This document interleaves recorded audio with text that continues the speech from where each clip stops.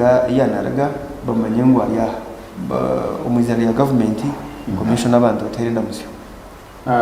kantara mishogo abagana batere bamwe na okre bataya West Shahi gimaze maramutse kandi nyakira all comrades around and ngarike sime ngo graduate yisa bagiro ngo abagabire kandi abo sime nanganye maze birthday yanjye. Oh, yes. Happy birthday belated one. Ana watira mwana wa batreba and ntaka jeri na wagana na kurusha ngo wakabe kulabu na tsha watanganishira ngo eso tukore invoice Ndanga mlaba ndo mbara site na bantu bakore za region akanga peer spokesperson bakore za region ndako bahanza ngo kwa obesha no kubaganda ngo in nomination ya president sema bagisema rongo. Okay. Nzojiga nzojiga mbombo ijwiri hapo abantu bahina musyo yabare munonga Bowazi abakutureba Tayari West n'abaramusya amazina na Apollo Tumusimbe Karega nindaganya bushozi kandi ndiyo ninkwata ebigufu n'ebiringwa kugira ngo 2026 mu kwezi kukubanza kabinja ngakuterwa ibiro 12 abantu banyabushozi bampera zo bushayiki kubajokera umushengero y'ihanga ticket ya Alliance for National Transformation kibine cyo businge kibine kitebekene kandi nyenda kubebaza ayitubentwe tororokwe kugira ngo mbase kutereza emikono eri kumara electoral commission of course kugira meeting y'imikore kwa kimtware ibintu n'iceka kandi ntwamya ngo neja kwa nemara kugira ngo president general Gregor Mugisha Muntu retired abase kwa nominated esandere kwije yabare munonga Apollo Karega bakutureba ayina ndakutanda kushoma degree ya kashatu ibakwita PhD so nanda ko umuntu wamana kwashangara Dr. Apollo Karega mukama kwara mubasi. We thank you for that endeavor. Yabare Bowazi we have kuhakaza government kongaho icyo kikire yabare Bowazi bucirekare kuko graduate yakonganije ku defend ya concept yanje kandi cyo mutabonija kuba ni research yanje reza kuba ni kwataha program za government ezetireho kuyabantu mboro nza kuzevaluating umuhanga ryona. Thank you. So it's going to be an intensive academic research for 3 years kuka tibiyorobi no kushaberana tuja kwikayo yabare munongo kare sema kora orinyakwe normal rugambo kora rubasi nawo wono normal ndukutegereza munonga gambo Rwanda sira abantu bakwitegereza kali ne aziza ndakula musako abantu bendese mu ruti wodi yonna bendese wake wanga abanabirira n'abalonzi bange bonna abo mu ruti kuba biri abiri mu kaganzija kuwa kansala mu ruti wodi. Okay. So munupu kolangachi munupu wano Mbala State House nze chairman wa NUP. Oh. Yes. So tewachiroza ko ntovuga nyenko kwa MP kubanga uri mu kibino uri munene naye mu zine position za government wanonye entebe nga sinene tulina okutandikira wansi nga bwe twambuka mpola mpola. Okay. Sobola okuterezebwa nga lifo bulungi kati yokuba chairperson wa NUP muri Mbara State South bakakuterera karuru bakakwapointinga okija kubahota kozo yo musigazo muto Mbara hina abantu abatahamu bakucara no myaka bazarirwemo banku biri akaruru sebo abantu bo Mbara State House sibonna naye ba members baffe banku biri akaruru. Okay. Yes sir. Kare Alex abantu baenda musyo kaguma nokundi kibina muno yebare kusiba sayari no kutwara bamwe mukirize ntwara umucyago kutangirira abanywani banje abinashangaha yabo kugira ngo tuvuga no gutosha kugira ngo tubateka itafara hangwa ihangari Uganda. Okay. Kwa muringo gumutano nyenda kutabarisya abarigero mbururu zagamba bururu zakubugamba hanga yatambira abana barabamuje yo tubaba buyinginga bwosho kutubeteka teka konka twari babargana nano kutabarisya tingo bura kutabarisya aba Uganda itonore turi aba saideri abagire mu rukiko orwo kubasa kwikirizana kurengo bahagira flag bearers bwa nyuma yo kurwo mu karuru ababebi batungire okwetombyitwa kureba ngo tubasize kugira ngo twaganira twena twagwatanisa kugira ngo NRM ekwatsire muno. Fair enough. Jo n'abantu bahenda musyo then tubone kutandakaniwa akaruke minyeto. Mbaramicha especially abali mu region ya Enkurugamo ya Rwenzori katwire kuruka amazarwa kandi katwire na sharinga birthday no mukazi wanje. So no mukazi wanje nawe birthday very yesterday. Okay. So we were celebrating nawe because I was aware and many accidents for Rwenzori konkandigira kurungi kama nayo bari kuya. Chama rero sisiri wa Rama na bataka abandi abarutete abizire kunsanga hasimu kandi bakataho embera yo kurora mutwaragaho kurungi twatungana ubyanza binimba simba. Okay. Abantu barutete abantu barama mwe bari mu hasigara mutulirize kurungi. Okay. Enjoy the show. Thank you. Nza kutandika nakaruke minyeto then bwanyuma tuje tugambe no kuyandikisa kwa bakwenda kwesimba ba president orwa kana eminyeto ya NRM kanetera karuru kutorana akachiko akeminyeto akiyangariona hamwe n'aba kwasebe bendera ahantebe zo bunyishengereze minyeto and okwikikana mutabano wa Dr. Tango Doi bokweta Collins Tanga yasinga karura akasingire buri yakonka abantu bayitombuita ngwishe akanateza karuru mboye nungu hinibita aragenzireje mboye no akarurako tribunal ya Qatar baju yajya tugaruke mutukatere kandi yajya Tango Doi atakateza. So eventually Tango Doi ti akateza and katezwa Janano Chan somebody like that. So eventually Collins Tanga yakasinga kandi yasingire higuru with over 60% yasinga Brenda Chonjo. Then ahantebe zo bunyishengero ezo nizo ntebe zamani because akachikwa kamenyeto karho abantu bingi konka mwene 25 no ntebe ya chairman nibero kunyurro muguha. Then ntebe zo bunyishengero ahabwa Western Uganda mwene tumwebaze nwa kwasire bende ya NRM. Ahabwa MP wemnyeto ihangariona ntebe joneri yabishiki neri ya female Diana Kampe nwa singire ntebe ejo yasinga Mase Kanyesigi. Habwa Central osingire tinkwijwa gizina jo nakutereza bejera then naba East hina no show hina naba resere doctor Judas John nyanda kutankani oboro match involved mu karuraka ebintu ni bibiri abasingire hina abakutangarize then cya kabiri akaruka garra districts maybe gen strategy nungi eyimu kubasagumiza muntu mukoresa nka NRM. You pick on that. Echo kubanza na nyine ntabaricya abadabero mu karuru wako abasingire n'abatasingire abo kuba ni karuru katanguhire hari challenges nyingi omwana muto kutambura districts 15 nemu za Uganda zite za NRM ticyanguhire no sera karuru ihangariona na districts 38 za Western region kuruga Chiriandongo kuja Kisoro. It is not a simple task. So oraveremo I congratulate all of them. Number 2, system when Tango Doi no man tinjiraniza na on almost everything. But he proposed this a year ago to Central Executive Committee of the NRM. Akata kajigambire bamujira mu sit down. Unogamba ki. Because nororo bakubeta ha district nichimanyisa ngo haro abantu agokuba wayako mulumo nali emerumo umudelegates conference ekubere centralized. So that ones bachanga. Kuko na budi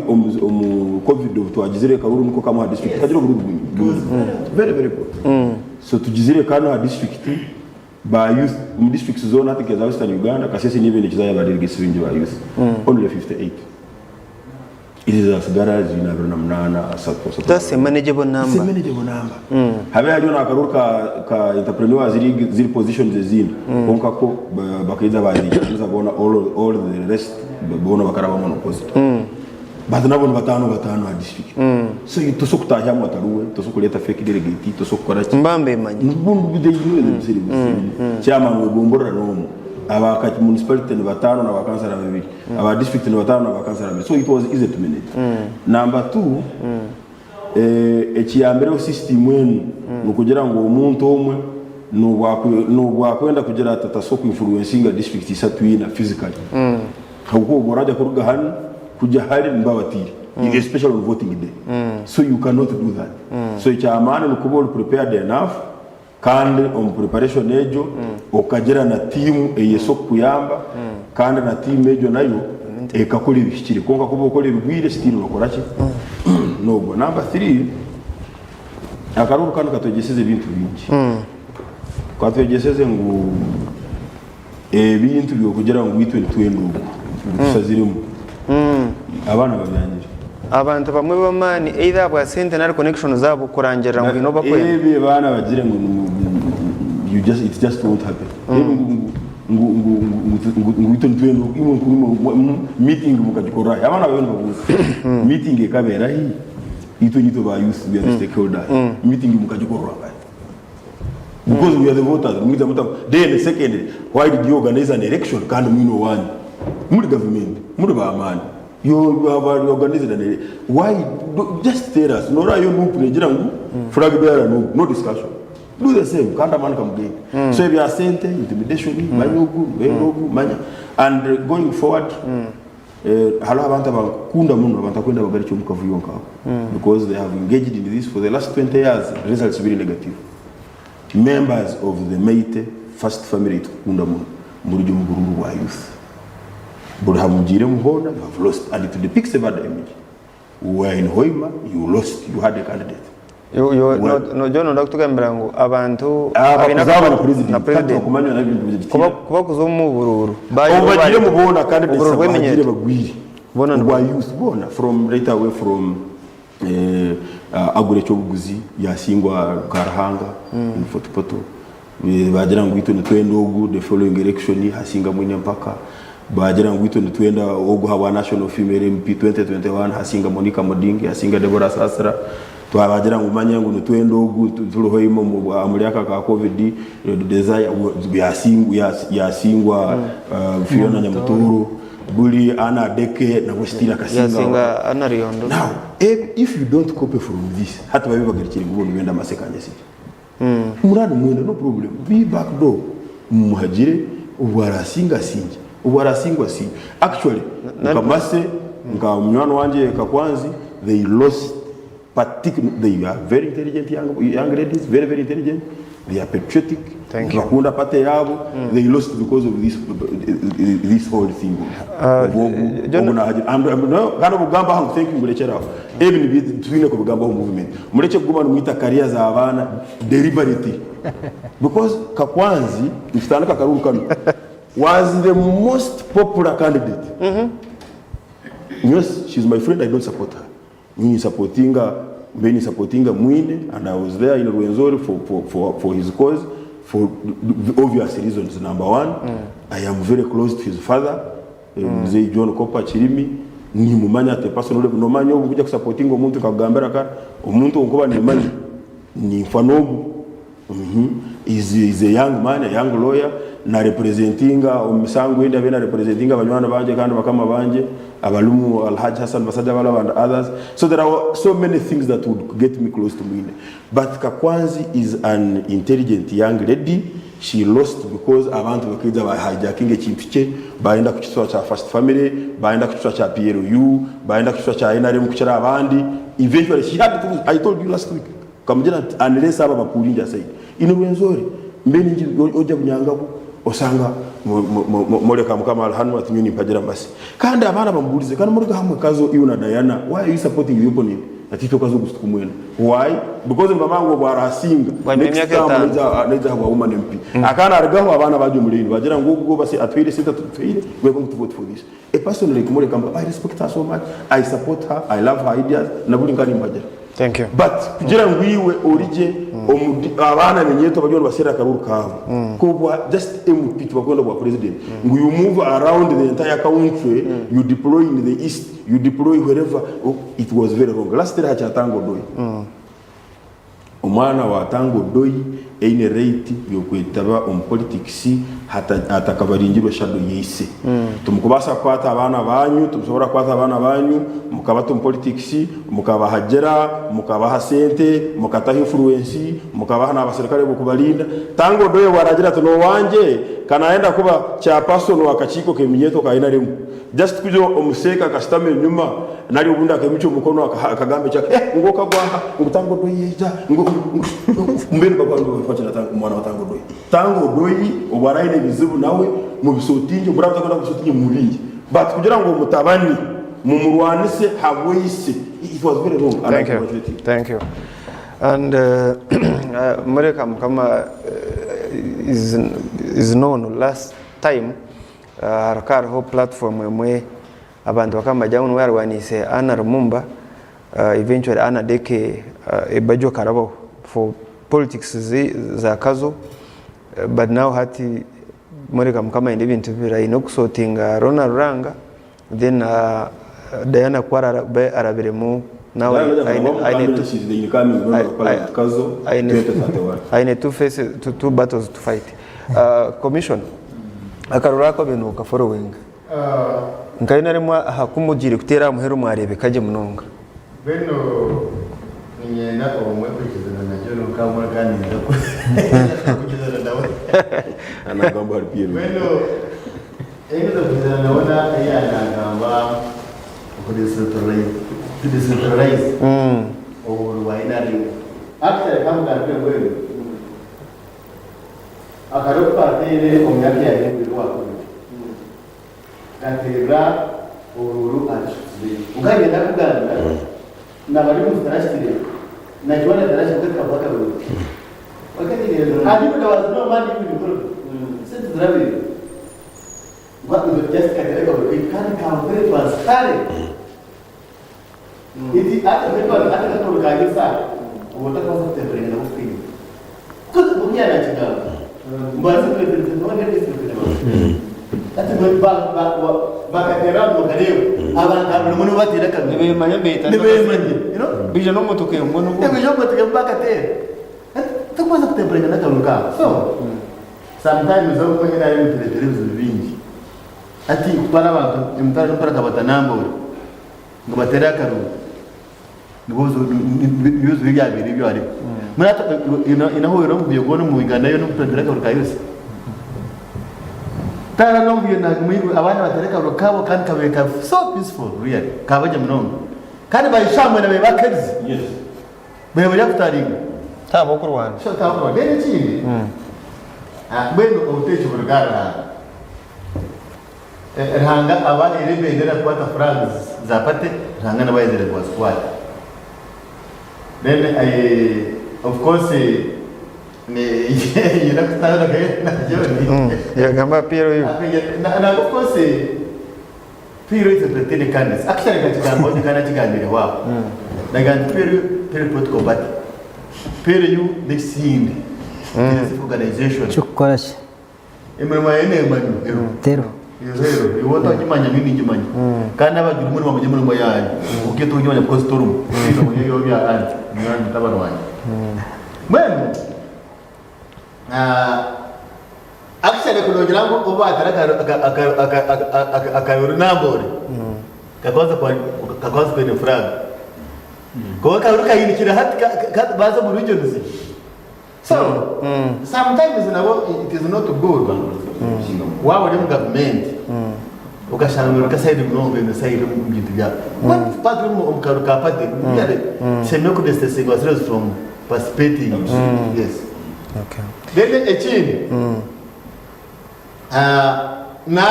baja akagira mtu tabere muri sente yo nimbe yabere muri sente tabere muri sente kuka abana bakozere campaign bantu babatera ko barabo then ingenda mura basinyure umushi wanje kakwazi na nabana they are still young and really nawo kwesi kakwazi bamsinge so uraba nabona oya tonyo burata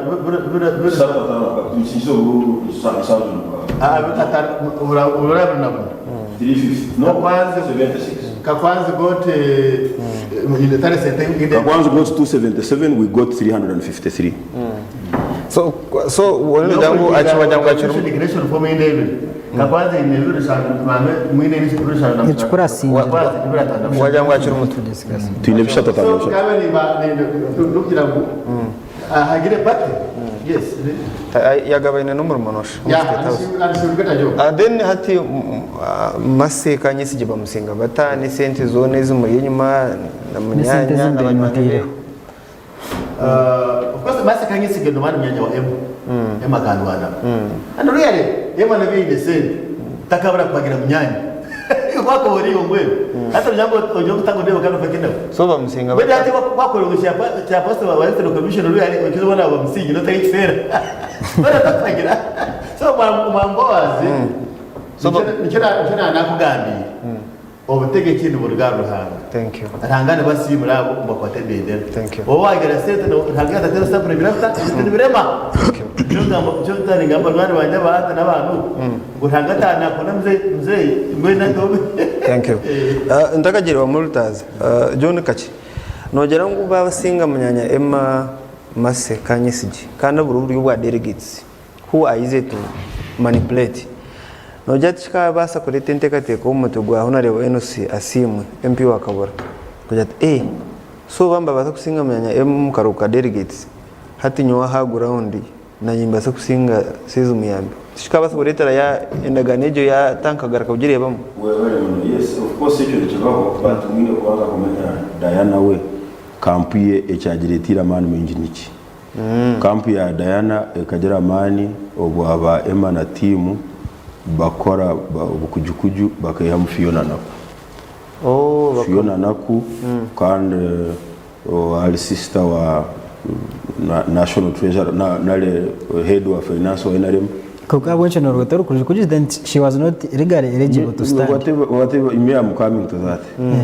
Whatever was the case because iteka kandi gera ngu omuntu no sokora deed poll yokugambe myaka yawe yenyini. She had done that. Konka bagira ngo obwiro byabagikoliremu was during almost the election process ngona soko byabagikozere agwakaruru. Kuna arrange myaka 3. So nakwa inobzare na Barbara ne kesa wono. Yeah, absolutely. Is a sister. Now bamuhire mukuborora posters za Diana zone zero abantu basatu empango zero Diana tuzigije na nakufiona so nakufiona aha eastern I mean the greater northern block obagizire ngwe muhemu witu hatitwe ntujya kugenda nawe yaba ha direction yagera tumuhagire ubu that's number 1 but number 2 Emma okugira sente ni kimwe konka no kuzikosa kulunje nacho ni kindi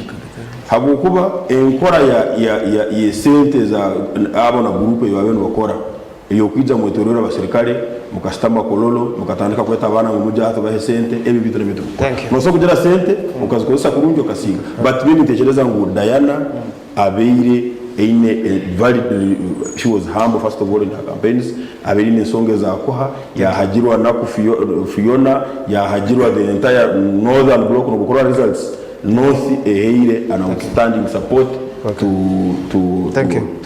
Diana and I think so many engine hoza aberira Multaz so no ndacheka nkabutano tukazo mu break then zakongera ho bwanyuma NRM now etwire flag bearers antebeze minyeto yatwiriza chairperson wa weminyeto muhangariona hata bontomanya nupe kigombe cya kabiri turukumanya chairperson weminyeto yanyu muhangariona tukumanya bakwase bendera zanyu abarayisime n'abayinaremo tora ngwe naremwe bebembiro mu kwetebekanisa kitovu kyoyogera naye bw'olira statement omukulu oliza akola olabira ddala nga abantu tebakyawuliriza biringo first family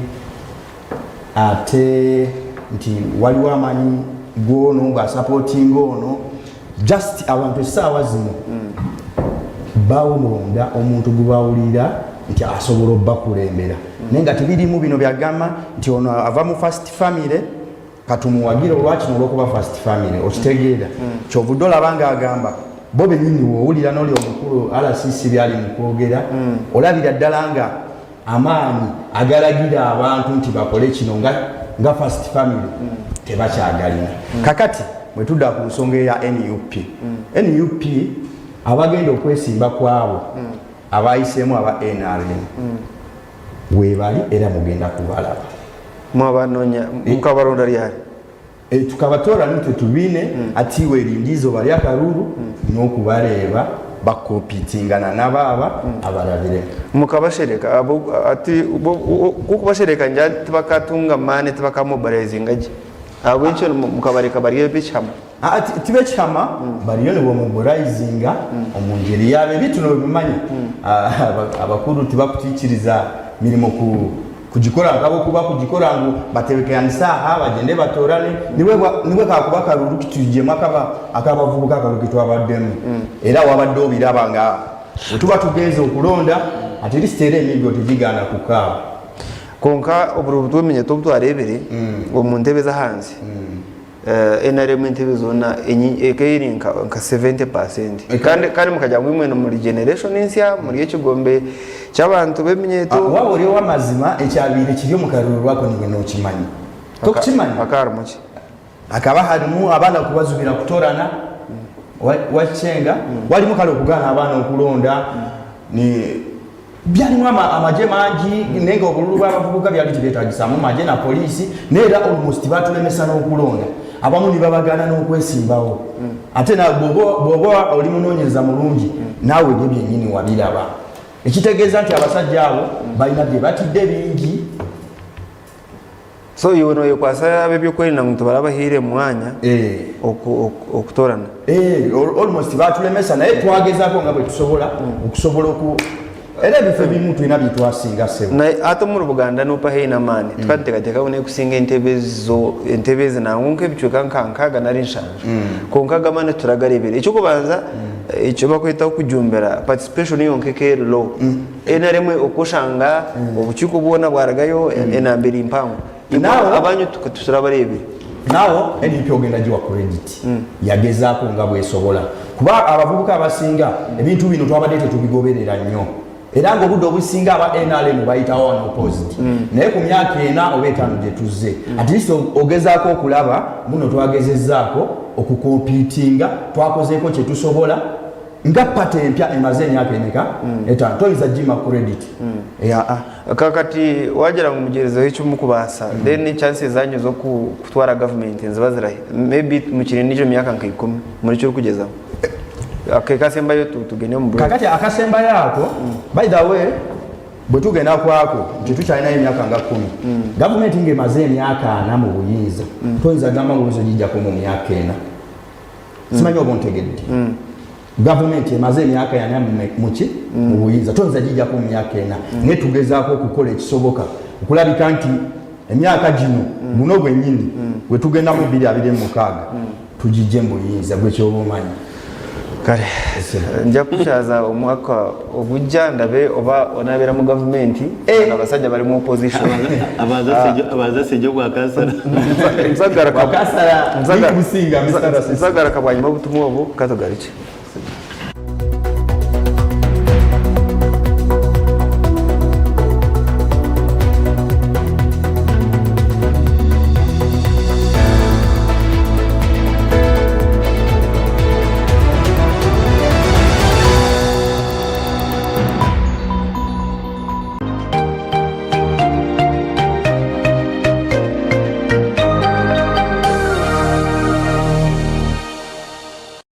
It's time to break free with Azam TV. Grab yourself a full kit at 80,000 shillings or an Azam decoder at 40,000 shillings. Experience the thrill of every goal in La Liga, Italian Serie A, German Bundesliga, and the excitement of live sports action from the Saudi Pro League and Carabao Cup on Azam Plus and Play Package in HD. Your favorite China Uganda movies on Chambuka TV on Azam Pure for just 13,000 shillings monthly. Unlock a world of sports and entertainment with Azam TV, the most affordable pay TV around. Visit any of our agents or call 0312-308-900 for more details. Azam TV,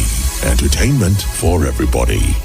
Introducing Wanda's multi-purpose disinfectant, your ultimate defense against harmful bugs and germs. With just a few sprays, you can quickly disinfect your toilet, bathroom, urinal, dustbin, kitchen counter, tables, farm tools, children's toys, you name it. Keep your loved ones protected.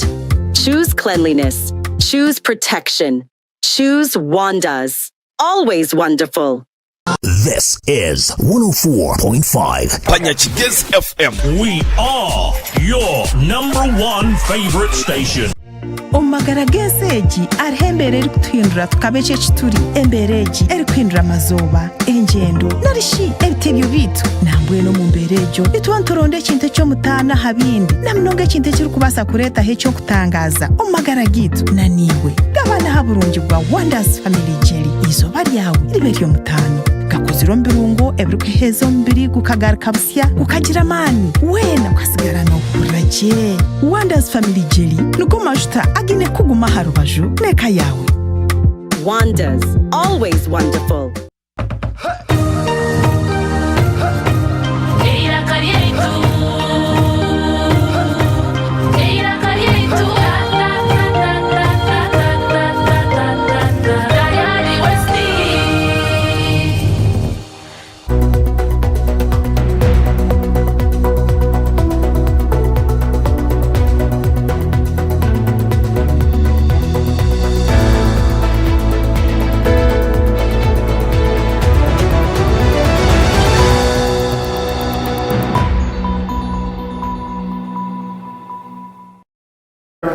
Kirakaritu twakutangira oguno murundi on program okubiri ntuganira karuke minyetungo kagenzire kandi turakamare ntwara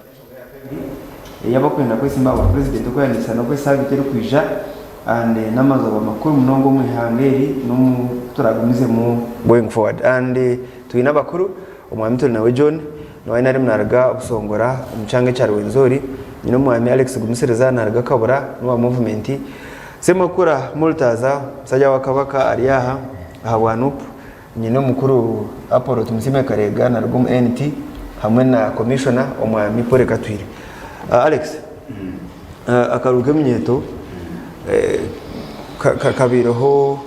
omushwanyo maseti yarabo ayo as pained as the other camp. Well yebare umtebekanisa program nikiriza mbatabari cyo muri gumutano akaruno reka kuzamu kagiro kufukana kongo watera mutanje wa hasi cyo kimisango nono mwanga so umushiki witu abayesi bitu nk'abanyakabura of course tumutera hamisho konka kandi bweno ndijo kware asingire kibanje manyisa ngo abantu barebere ngoriya no wari kubasa okusinga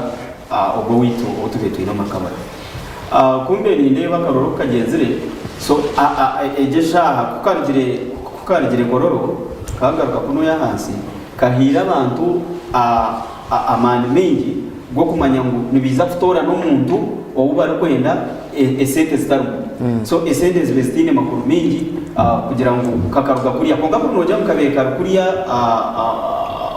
umukororo kibenji maisa ngo ngiza kuza haboro kujukuju ngo kutwarebera abantu bamwe babashereka nibabata mu sente nibakora ebintu bitashemeye konka akaruka karigiriyo kagaruka ha ground so karetera umuntu wena kugira amasiko mingi na no kurundo umuntu wari kwenda abo kuba ko ibintu baba bari abantu 21 oshanga abantu baronda oguyaronda abantu 13 kuriya yaronda abantu abakubasa kutaringa nene so taro kwiba kona okubengo basa ko kuriya konka itunkabanyakaburo of course tingagira mu nyongo muntu ngo ni insasu bwa naka abo kubanyowe nanyembenye no muntu kukagira ko muntu konka kandi kukareka genzire kubi this is the time omuntu kwega ngo wako inesente akaruka cyo mukwanga nikajya kata nakabasa kwanga so nimbaterera babona basingirwe konko bukiko bono bukora ki bukiko bw'imyeto MPs b'imyeto mbakora ki significantly mbakora ki significantly emyeto nene yenda minus bokuzimba mu ndebe mbakora ki kashati abwenjira kali emyeto yota kwenda gururwe so eminyeto nayo erurede kugira ngo egire ba representatives babo babine bitekateko byabo base kuba comparament ninga omu entities zona iseme kubanza kuruga abo kuba kugira ngo tabahereza chance hata baba bakaba abantu abagira ngo bari yoko bo bategereze kuiza kusinga ngo nemwe bakaba batari kubimanya konka ikitehereza umwanya wo kugira ngo NRM MPs batano abakujwikira eminyeto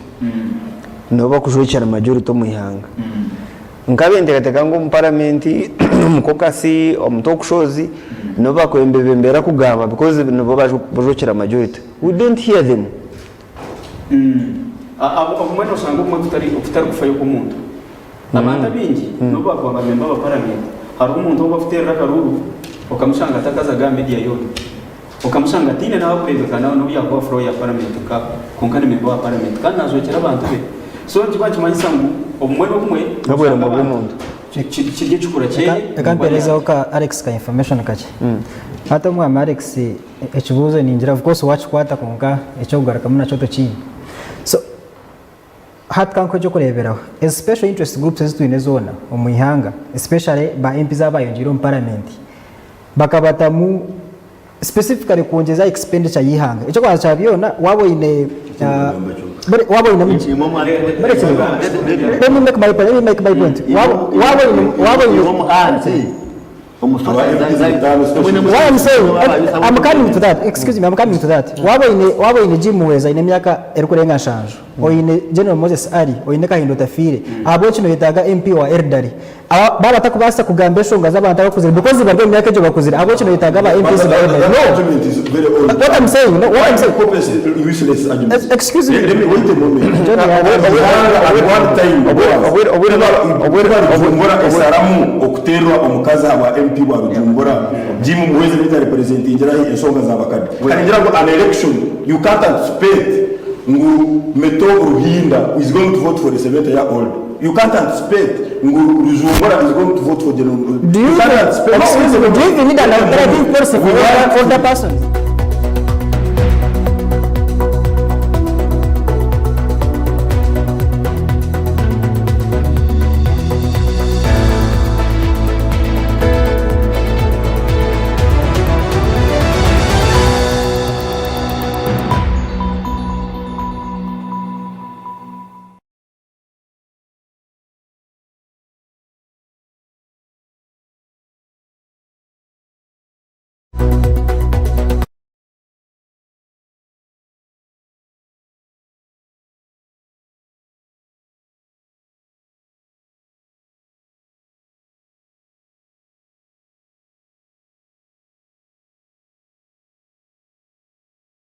kumara imyaka 5 utakarebere impact ye ejo kwashabye na constituency ni impango ndabasa kuderivinga chkwingana national female youth MP akuza kutambura ihanga ryona nabasa kuderivinga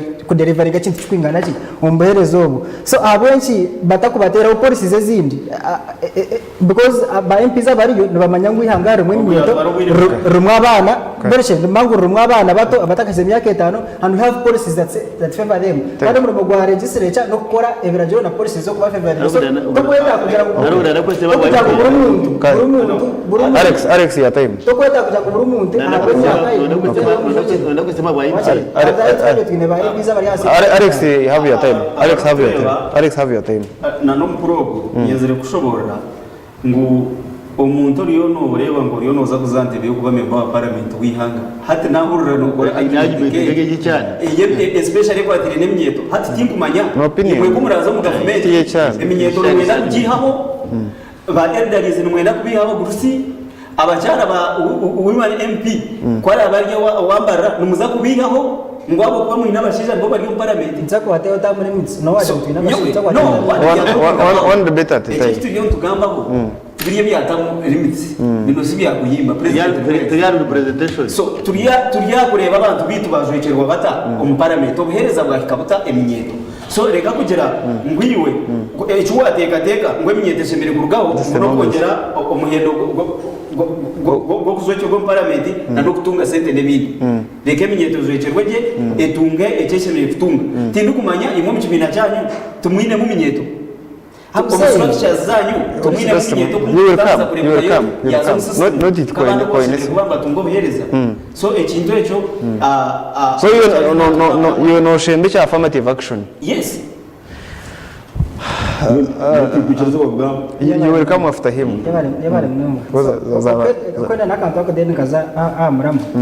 twine ministry ya gender full-fledged ministry omugeje ministry ya gender harimu eminyeto harimu abana twine minister w'abana by the way barambaruga hari twine state minister wa eldare twine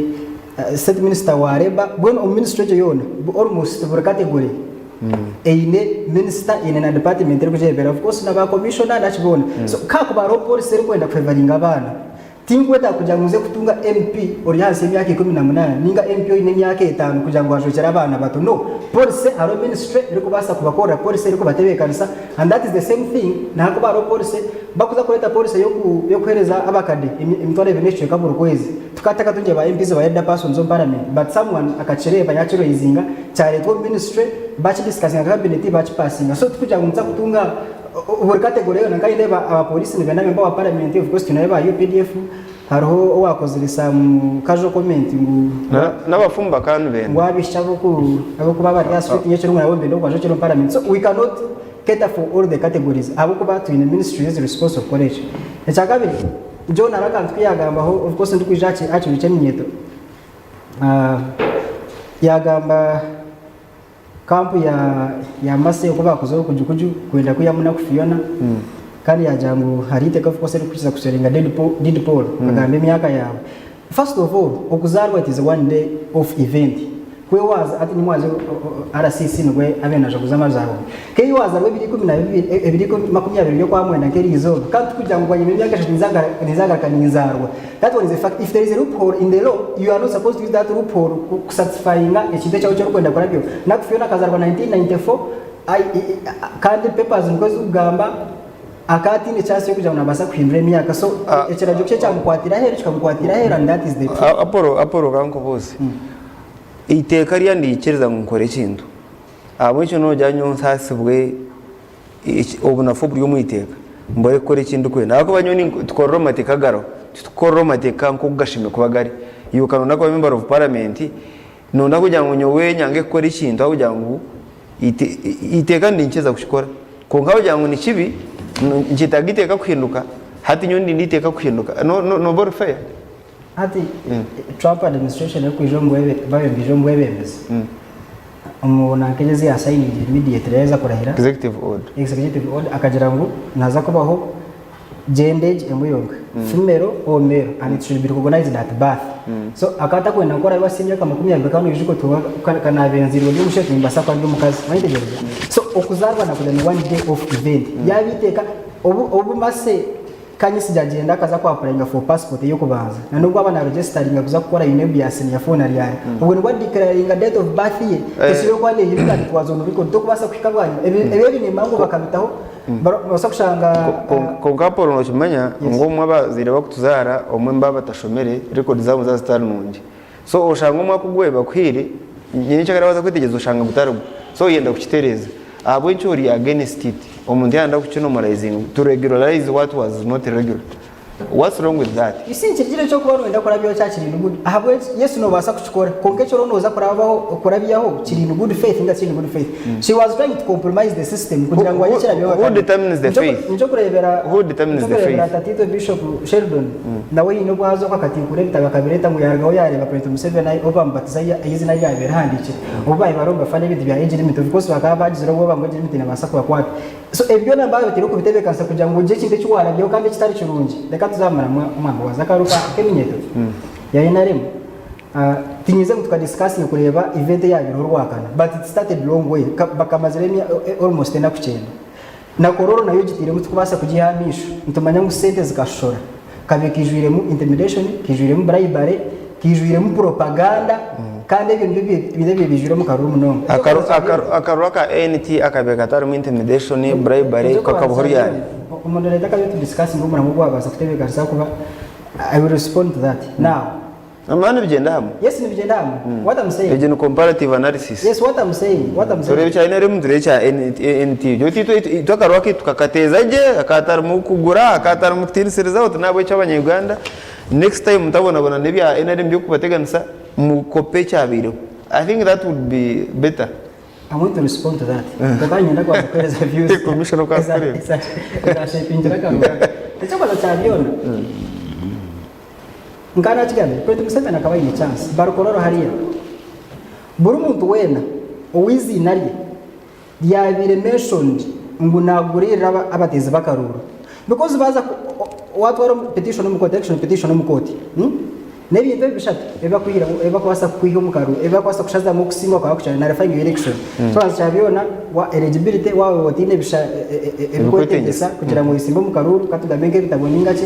ecya kabiri ha birona no compliance of the law kabyo web commission katibikanisa kwa karuri n'ibindi biyitiranisho ecyo babanza bareba effect y'abagitasta substantial test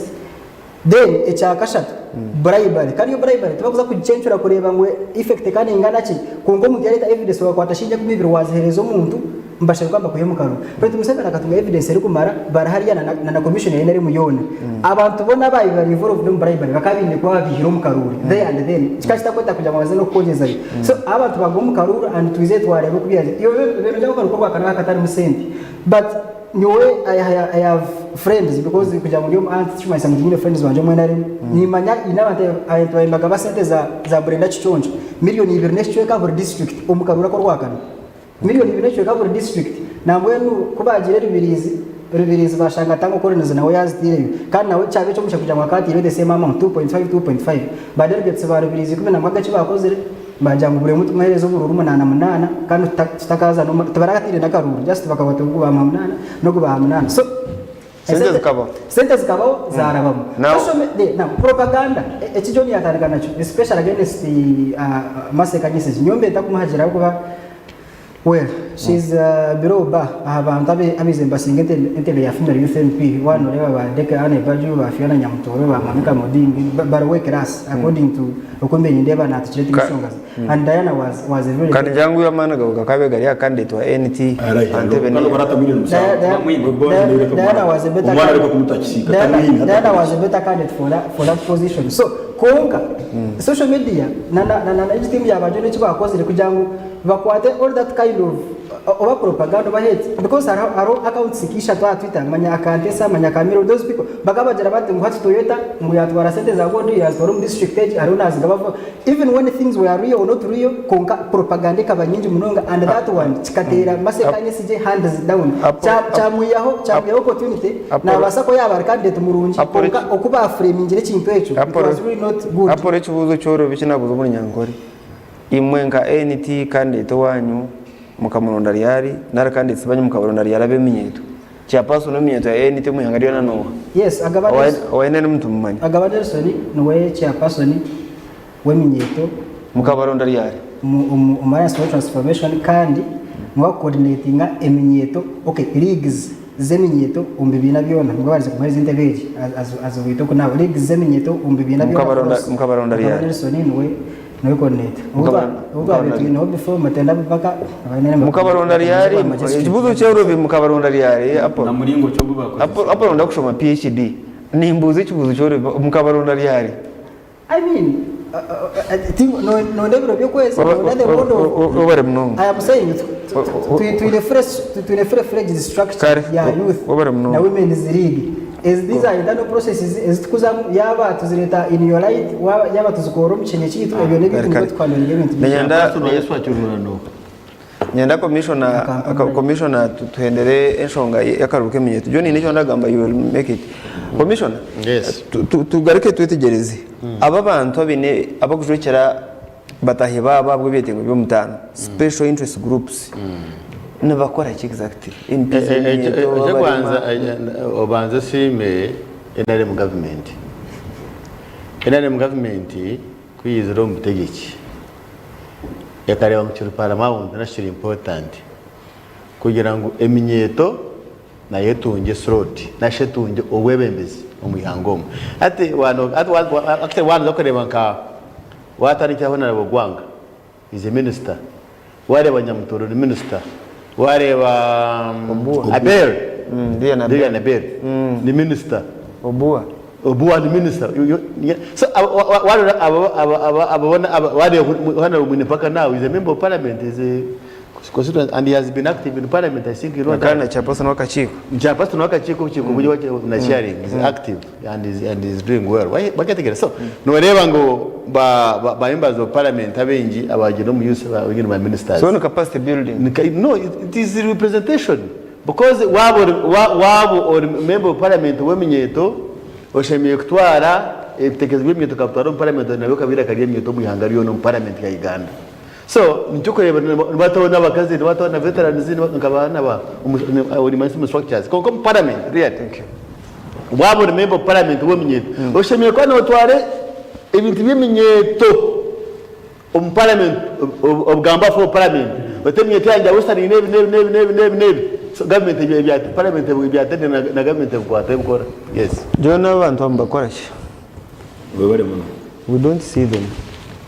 Actually, we see them and we see them very much. Bakube bari invisible twakube tutakubagamba because hata utakorora no uzabeta korana mu mpaka atujya bita hano ba youth hano region ni Gerard Karhanga uzabeta korora ni Robert Kasheja is now commissioner senior commissioner uzabeta korora no Western haturi mu Rugumayo uzabeta korora Basajja bara he has been there but there barabaganda ibi bigenda ko mambo bukaba shotiri budana bibizu secondary halo ya kama batereho tamuri miskana tamu all youth MPs have served one term to the best of my recollection. All youth kurga chenda na mukago muju witwa toro yesi ntalo akaseminga ya kabiri. Thank you. So I think maybe ngamba but emirume bakukora omu manifesto omukuba mukora manifesto hati ngeto yapate you need the youth voice, you need the youth input. Yes, omuntu nasokujira ati nabale basokujitamu argument ya ogo wa ANT na agira tubitu cyuhura nakazo kabikikaine MP wakazo kanadani cyumusho obutukuba tuyine ejo hano kanekaho kanajimanya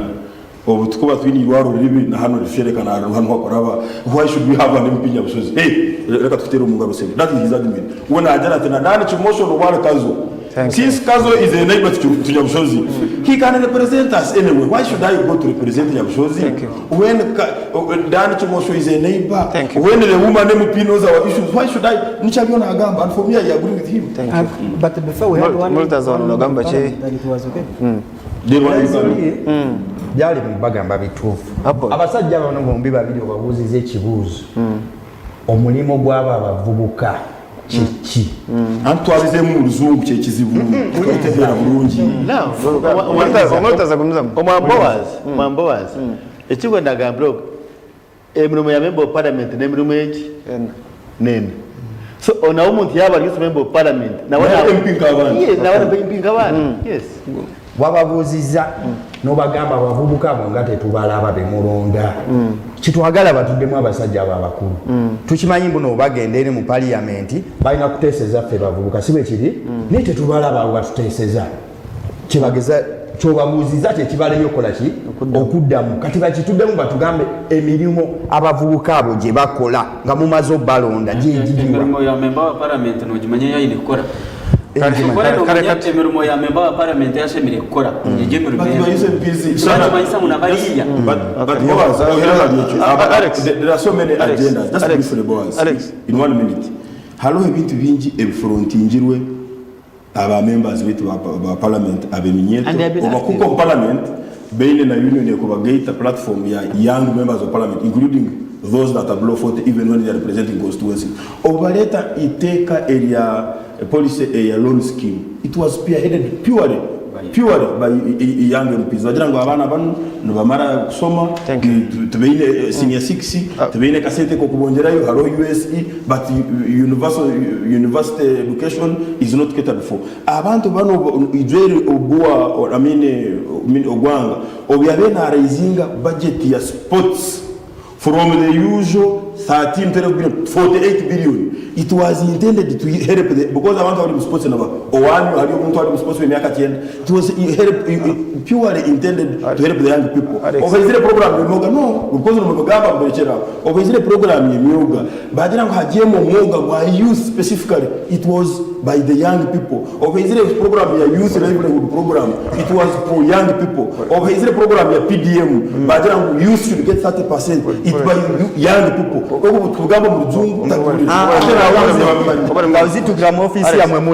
Alex, uhindecho kwamba kureka John ahiwa tuvugira speed wa short to questioninga government ejo mukorebere mnyeto aha level ya government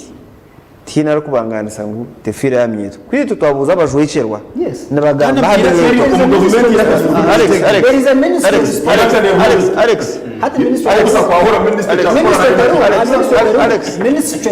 Alex uyu nicho arugamba cyendere twatene nshonga so ansonga yarega PhD yagereke kugira ngo nekora ki so yari member wa parliament w'eminyeto ebyari gukora nibingana nebya member wa parliament wa constituency so kure buryo kushakira abataka abantu then ati ntumwendereke kati fe tuba tumwagalira ki omchi oyo muvugo umuntu mwendereke kwara zakora ngibya MP wakora ngabya MOP ngabe wabavuka kati tuba tumwagalira MP asobola Alex Kahende yo tureba nsonga equateur eminyeto to kugira ngo iyo ngwe design kugira ngo ye ibintu byabe very special actually they are actually very special no what I'm saying tibine kintu cyo kugira ngo cyentunguka kiryaho kiri special ngo kuba rene bendo ruguto kuba rene bendo ruguto to kubimanya badu wait kuba rene bendo ruguto tukugira ngo biza kurabo mu rwabo so what we are saying ecyabo keminyeto irakaryabo rya kikayorita ebintu byabe bari kwenda kuba rene benda nkaloni scheme for example John cyo hano tigambira ngo nohora kiganda no mugurusi nuwari kuza kugambe okay thank you kureka maybe ekita ihayoje enshonga zeminyeto nezezi enshonga zeminyeto nabana pad zabana bishomero abana abakushobora tubakabasa kutunga roni binamago bagahansi scholarship sinzi gabwazita abana bakuzahera kupakasa tukarebera MPs beminyeto bari a front line bagambe shongezo that is where our disagreement so is who was heading the externalization policy in the last term akata honorable Munepaka exactly actually you say you don't know this but don't think it's not there aporo hender Boaz ojiro techi nyoti kuchimanya akora chikidiro chiro aporo hender so aporo hender and because it is your right to be ignorant on certain issues but it is not your right to say it as a fact because the fact is there have been youth issues and the youth MPs have stepped in and Ogun MP for the last how many years we've had those MPs and you are just quoting one that is an example of what we I know ebintu by'omuntu jatwikirizana the whole issue ya affirmative action no basako bazagwenchi aba youth babahereze cyane myaka itanu cyose baba mayango nabuno uza kuba almost unachekura kuri kiza outdated babiyo ejo ejagabiri kwe waje ngo mucyara na inda affirmative action kugira ngo eshonga z'abacyara ba district yacu ruhurage nazigambere aha gwenchi na nga arutwara kadaga na inda gumanajokira abacyara bakamuri for all that ejo decision ye now decision but why I want you to community kugira ngo hatkali you are empowered because into inda affirmative you are empowered for 10 years has a vision nawe uriya nawe uplifting mjezo to kubasa kumuntu so what you want actually commissioner obuzo obutwine nawo nibageta affirmative action ngutuyumse abantu ababatini iraka konka muheru oshangu iraka twahereza wazo mu ntebe konka twahereza abuyana kujwekera that is a challenge in here okay katu hindure mugi abakutureba turi program okubiri hano ya Tayari West irakariyito nduganira nshonga nkuru mu ihanga na mnongo kwitegura karuka bona ke 2026 commissioner omwami Paul Katwira lyaha omwami Paul Karega no NT lyaha omukuru Semakura Multaza aliyaha na rwomunupu kandi Alex Bumisezana rwomwe na rimwe na gakabura hamwe na turi nawe John mbwenu orwa kabiri n'orwa kashatu esabiti erikwija nibwe abakwenda kwesimba bwa president barayihandikise and twine abantu bingi abagarurira empapura zo kweyandikizaho konka akakiiko kariyo nketegereza emikono because omu kiragiro ekikutegeka ebyokwesimba bwa president ekya the Presidential Elections Act I think bakatamu na amendment nikigira ngo omuntu yaza kwesimba bwa president arete emikono 98 kuruga za district igana mu district igana because twene emikono 98 mu district 98 emikono igana 98 so ni emikono 98 so thamingwa abantu abo mu district yo abashanga nabaterera ya Karuru kana abanyaganda bene nini mbwenu omumba ndabakwenda kwesimba bwa president wa omumba mani na honorable Robert Ntamucyaguranyi ogwe ntumureba nkanamba ya kabiri arije no 7 collateral results ize 2021 Cyaguranyi mwaziho nubwo bamanyise ngo emikono ya resere tekwika either bamwe bakaba bateze bakaruru narabaka endorsing wo muntarengera ari yomwe. Now the clock is ticking kuruganya mwazi mpaka wa kabiri izo bityagonye yashabire ko yandikisa izo bandiyo rumwe na General Museveni gwara yandikise. So omwami Murtaza mukaitoro yangariona mwabara ordinary mukono 98 kongana mugeraho mwine chance yo kutora bwa president buyanga wekenyini nawo labanga ico cyabo swabu nyonyo hanze sikiraba abantu abafuna urubukade busatu abantu abali mu kalulu akabiri abiri mugumu nebafuna uburu millions tomango mukakai bash ka yegere assistant RCC tokuswala tomango mukakaruru ana shwala gomzamu ensongeyo bogero gitunulira ekulagira ddala mbuno ebitongole bisinga tebyetengeredde tibikola kyebisanye kukola kuba mazima amatuufu bwogamba ntino his excellence Robert Kyagulanyi Ssentamu mbu yabuliddwa emikono bamusaba district 98 yatwala emikono gya district 13 mpuliza bulungi ziyatwala naye nze ngenda kuwa yekyo okulabirako wano mu Mbalala wennyini abantu bafe abali batuwadde emikono abakulu abo balasisi babadde babakubira essimu ne ba RDC nga bababuuza mwe mwawa Kyagulanyi emikono nti ne babatiisatiisa bakubirani abantu nga basatu bomanyi bebakubira nti tetujja kugendayo muganda wange baga kuleetera abantu buzibu tetujja kugendayo eyo naye ngekyo kibakola kya butiisizi toyiza kwemirira n'ogamba mbu Kyagulanyi Robert Ssentamu bwe yabuliddwa emikono kati emikono kwe bagihiire RCC nbwa kutera omuntu atabwe nchwa muhiro mukono konka go mukono afo muno gumaho date izire ya bureta ate baba eri ikiri cyagabe omuntu aporo yako mukono gwe then wanyemebero biro commission akamtera akambuza atabwe nchwa hiri Kyagulanyi omukono tukasa ukafa afo muliriza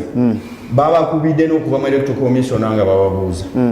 okitegeera mwe mwawadde abantu abasinga batya yes bakukonfaminga kureba bayabo nze kale bambe tono lyembaddewo olwensoso kiwulira mbuno balina n'abantu bwe bakubira ne babuuza mbuno bababuuza oba bawadde gundi omukono oba tewamuwadde n'akasoko kiwulira ku mulembe gwa Kyagulanyi guno naye eyo nanga tuvuddeyo nze kimayina essaawa zino bw'otunula ku social media ku ofiisi zaffe Makerere Kavule abantu bajjuddewe bati batutte emikono nkugamba kukakasa kulwokubiri his excellence agenda kubeera nominated abantu bijwire Kavule kutwara emikono konkano shanga baraga Masaka baraga Mpigi konka bataraga Koboko bataraga mu district uliriza okuva mu district sizi bawandiise zibagamye mbono twabuliddwa emikono bwe kyoba omanya n'olwalero bayinza okusulanga bagitutteyo ate exactly hakaboche mkono yimba mukaronda nenga emikono just abasajja batiddemu buti ate ndo nze nina ne doze gamba just bayagadde kumukyakalanyamu basobole omwongezaayo olunaku alime kukwatagana na Muzee Museveni mu lunaku lwa nomination twali kirala nnyo kyamayi toyinza kumira n'ogamba mu Kyagulanyi yabuliddwa emikono abwenshi mwenda kweyandikiza bali yenyini eri President Museveni akuza kweyandikiza esaawa ezo uliriza si musango yadde nakati si musango nti olunaku Museveni lwagenda okwewandiisa ni his excellence Robert Kyagulanyi lwagenda okwewandiisa ogwo si musango naye aniwagamba Kyagulanyi with his excellence aniwagamba Kyagulanyi with his excellence olaba ku posta ze kyekiriko his excellence Multaz bagambye electoral commission yagambye olumala okwewandiisa mugenda mu kifo munateeka alaali tekuli kuyisa bivulo kyebayita procession naye Kyagulanyi yagambye procession ejja kubaawo okugenda ekatwe okugenda nateeti kati nga Mzee Museveni bwagenda okumala okwewandiisa agenda Kololo naffe bwe tumaliza tugenda agenda ekatwe kirimu obuzibu nga tekuli kivulo temuyisa bivulo ekivulu sitegeera ekivulu kyeki okuvuga konvoyi kale kati bwemba ntambula nga bwengenda okuva wano abantu ne bangoberera ezemba bayise bikashika okuruga omu motoka baguma bakubira oti baguma mbeyongera manyi ekyo kibayita procession okuwubira ku bantu kibayita procession badde simanyi buno nakyo kizibu omuntu okuvayo n'awubira ku bantu simanyi oba woba oli ku bizinensi yo nenkuwubira kikwetagisa ogivaako ojja ongoberera ekitegeeza bw'ovaako n'ongoberera olwo oba ozze kugenda wali wendaga owulirize byengenda okwogera emmotoka ine speed yekutambulira home town hati emmotoka yanetambula nk'ekigaari ky'endogoya tokola nono kigenderera kweta abantu ngo bakora ati togattamu bibyo gwe lwaki olowooza mbwema etambula nga kigaali kya ndogoya ekyo ndowoozayo eyo tukkiriziganya mbu ndowoozayo naye oli nga atambula alina gy'alaga abantu ne bamugoberera sisuubira mbu aba abayisi Apolo Kyagulanyi hakuburira emikono then wejja omuntu nkyakira wasi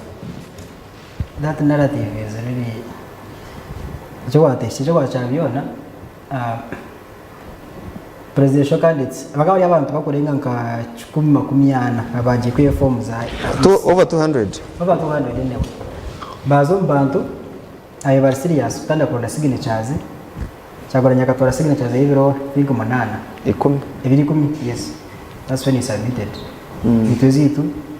at the start of last week signatures onagamba mutungire signatures emtwaye bintu ekyo kyabyona mushamuntu mukora kawira kapakaru kandi abantu bakamunominatinga mutwaro mukaga umuhangariyo yes abona abantu general wabe nadumira mwe ese n'abantu akwikiriza ngo wihangakiro kandi kasa umuringo n'abasirikare ababe nadumira tubakwikaba mpera karo ejeshatse kiri important chikumatari ahubwo batwine abanyarwanda bakusharinga vision ngeyitu kandi abakwikiriza ngo ihange nyine kutebekanisa twetaga as of now turiyo tugeze kureba mutwahindura imitima y'abanyarwanda bingi konka abo rero kutambara nitembo twatambara nabishahiri so nanyine cyo kugira ngo Kyagulanyi yagurirwe mukono for now of course naza kugituma nangu mugisha muntu arigere emikono mugisha muntu agizire ngo tishika mubuza gaturo ngo abantu bamwitegereza yes ubwo no kugamba no kugamba twatambara tuyabantu 10 twakama hande ibiri tutarushogo kwata nuguha abantu cyenda bakashara mu kwato gwabumusha imigumi no mwaka kwato gwabuke because umwana mubinjiza ku finding out nayo sha abantu abaye mwena remu tukugira ngo barushuwa akintu cyo barakwera cyo kwacyabiyona President Museveni amazara y'imyaka 40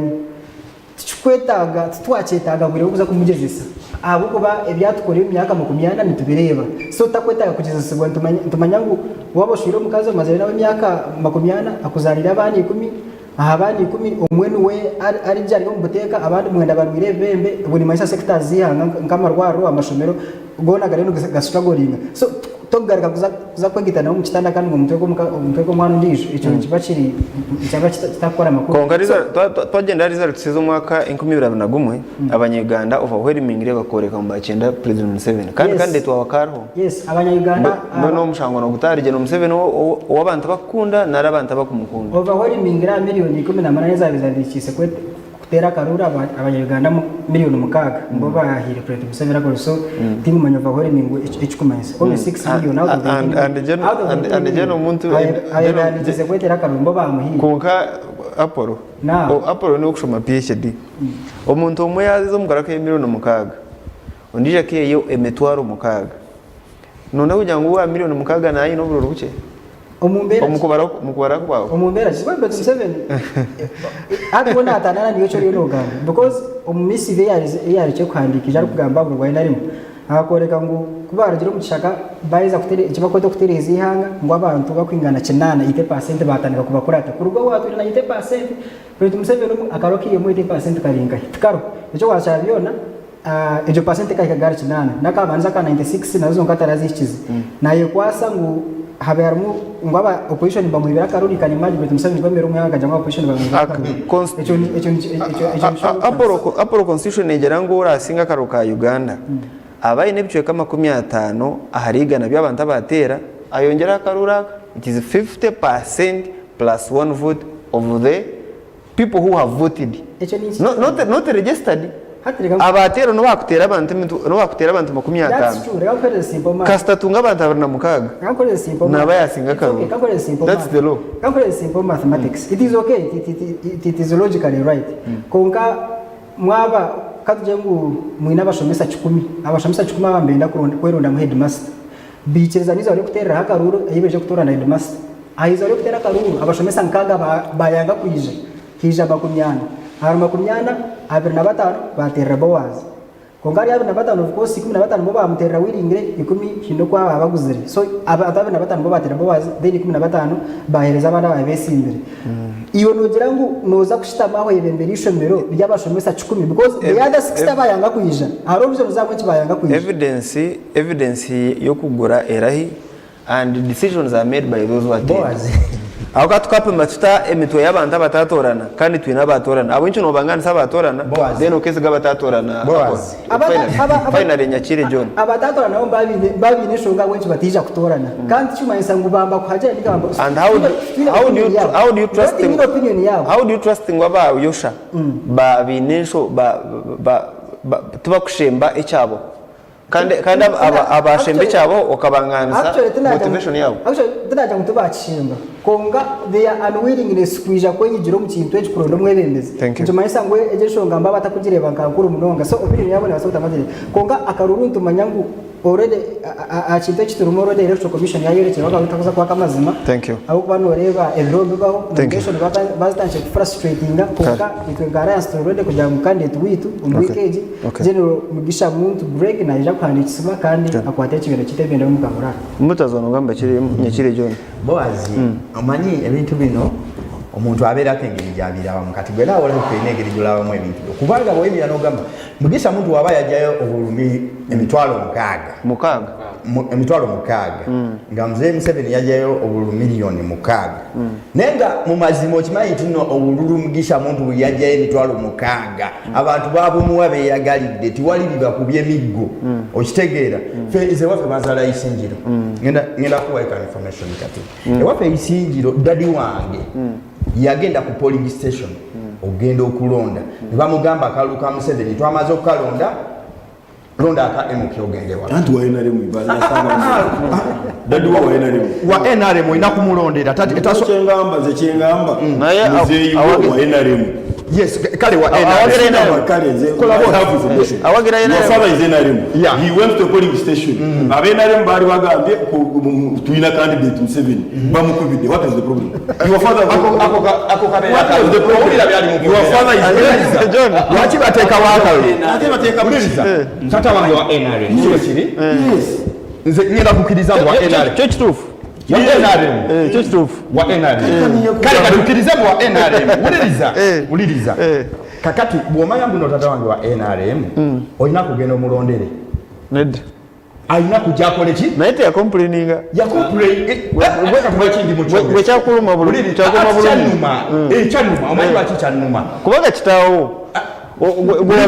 gweraba tebamuwa kitiibwa nga kitaawo naye ku choice naye mzee talina ekyotamanyi oyo mwana omulaba oyo naye kukyala wama wa taata we Isingiro oyo amala kwaga Kyagulanyi taata we yambinga mu kika alasisi bino bitwogera bali alasisi kale obudde butwala kamalirize mukama wange ekigendererwa ky'okutegeka akalulu ki abantu kwesalirawo era bakaita secret ballot ekigendererwa ky'okugamba mbuno ono tumaze omulondera kyekyaki aba yesaliddewo consensus tweyanziza John Kyagulanyi mikono embulire that's what we gather mkono kutunga hati ensonga yokubanza nyokubamba ninja mu rutoke kutema ekitoki mukiryaho nkarole ekitoki kyagwa tikyahendeka tikyatuka cyaje vi ikituki kitwayaganira nzeba nange naze kutemetoke atesanze yete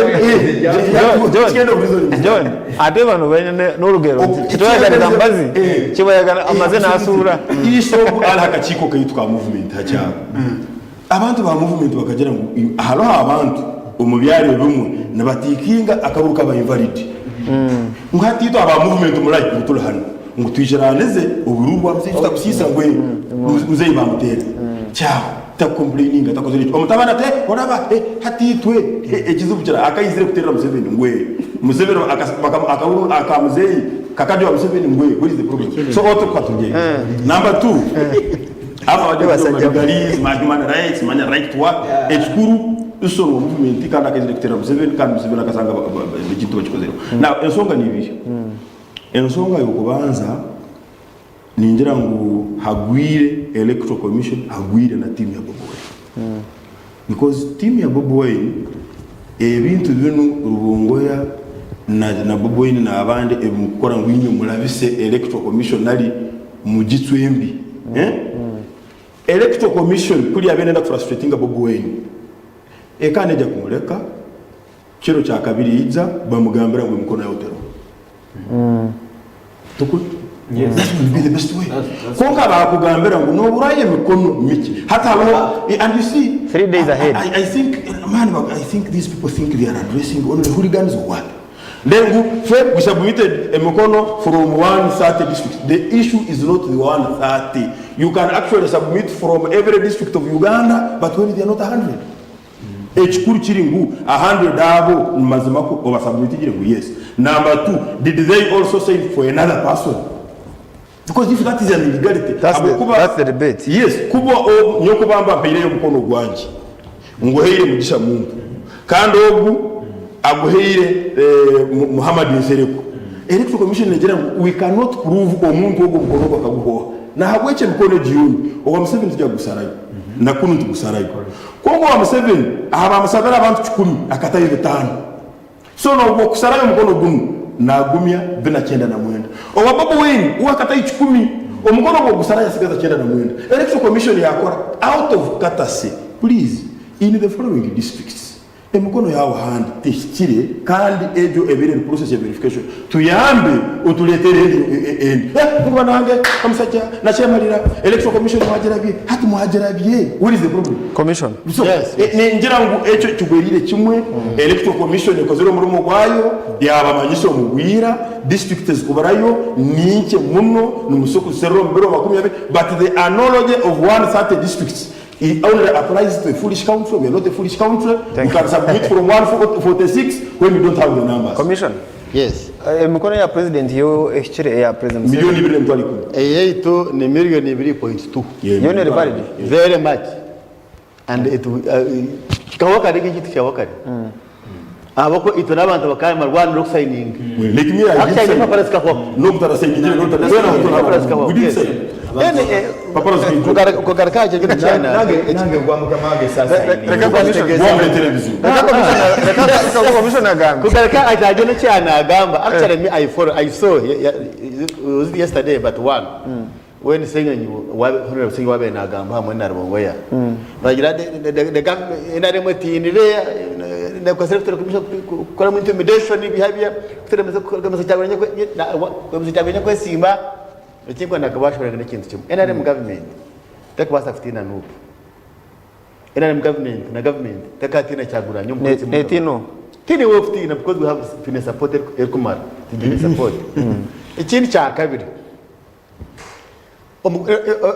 orare wano shabatenda ajya kwetanga ne qualification theoretical evaluation they evaluate your capacity yawe ne bwato mu kitabo no harimo kitabo tamwe bitabo washa onagira kanti kam just one thing kamuka kuburira automatically no technically so nicho kibona na electoral commission gwakora mistake yono o submission zamazina muri requirement you get problems you are going so konjera kacho yes on average yitwe mu district zone 10 anana mukaga is electoral commission ito buli district kandi hayo umukono omutwaro gumunishwe thank you yes Bobi Wine ene milioni 3 ekyamutangire kwiha omu district nibenda 10 awacha tarehe 10 pa district bakihamwe mukono 10 akakubya yes so imboni nkiranye ndagambira mwana wanje go anupu Murtaza Mamata? Murtaza sema kora mwana wanje ugaba na ngaka musasibwa isho yabiga cyane ugatara ko wawo cyane kumbigo mchari nawe ngaka kusasibwa abantu kuri mwana ngo ngitone songa ungabi nikisha ngo Johnny yajya namanya ngalicho wawo nishani mwana wanje ngayo kumanya this is my friend ikiga muri cyama ngo mwana wakambinga cyane abo kwabo reka kubiya abantu nomanya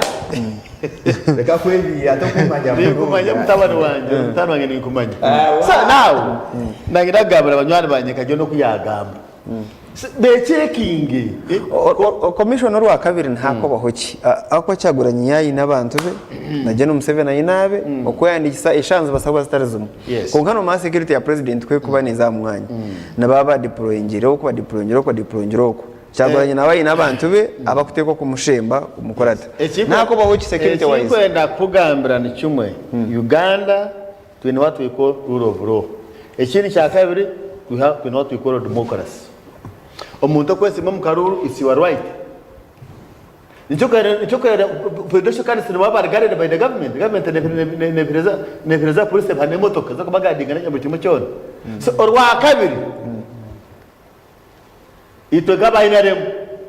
tandikire polisi batagazetinga ituratori bansa kororo so tumwirari kiri izo batirosi so nabanywana banja baza kwete warakore ranga yaba kwasa mwara abaho nsonga zake zo mu master's and electoral commission babikiza kwesimba you right police pesa election y'umuratori mugondera amateka ukakise bicanye numukira kwanga kugondera polisi muremesa ati polisi regereta ebaremesa so kimurakwe nimba habura nyonko mu government nimba habura ku security nimba habura ibiki murakwe you right police ngambira polisi muzakora bampa polisi bekize nane ba guiding ibireza guidance imuratori ngako murange kubaga by the police no succeed thank you Alex okuza kwija just dedekeke mu John electoral commission negera ngo abakuza kwesimba aba president mbaza kumwa polisi ya counter terrorism that department ya VI something konga Felix College mugambirizo wa UPDF nagera ngo candidates are ngoro president bakumwa SFC which way ihe umukora ya security bene bakweta the National Joint Security Committee kandi ne heading of UPDF therefore overrides any other security institution in Uganda on matters of security, especially security of personnel and property. Kuba harigayo nka parliament ekagera ngo itwe umuntu weitwono najya gumana alindwa umuserikale wa prison kandi UPDF evaluatinga threat levels nubugabe bwayi kugira ngo no tujya kumuha this protection to that standard kind of kume on soko rwo military police or JAT or SFC. Thank you. So kuri general level ya abantu abakunda iheri ya SFC ni iheri kulinda mukuru wihanga. Thank you. Oyesimbire nona kuba mukuru wihanga bakugira ngo SFC kulinda bako niye kulinda no watandika kaka you want to be a president of the country. This nation has an army legally constituted kulinda na kwa protection how muntu wa kulinda amino wakuba mukuru wihanga. So SFC is the right institution to do that. The right security agency